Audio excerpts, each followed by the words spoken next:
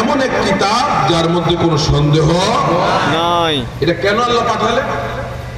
রব্বুল আলামিন বলেন আলিফ লাম রা কিতাবুন আনজালনাহু ইলাইকা লিতুখরিজান নাসা মিনাজ যুলুমাতি ইলান নূর।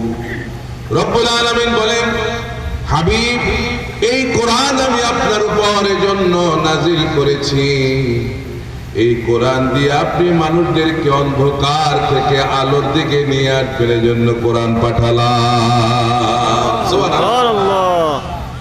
এখন সে অন্ধকারটা কি? অন্ধকার এখন তো রাতের অন্ধকার, কি বলে? আর আগামীকাল দিন যেটা আসবে সেটা হলো আলো। এই অন্ধকার এরকম না। অন্ধকার হলো পৃথিবীর সমস্ত মতবাদ, ইসলাম ছাড়া যত মতবাদ আছে সমস্ত মতবাদ গুলো হলো অন্ধকার। ঠিক কিনা বলেন?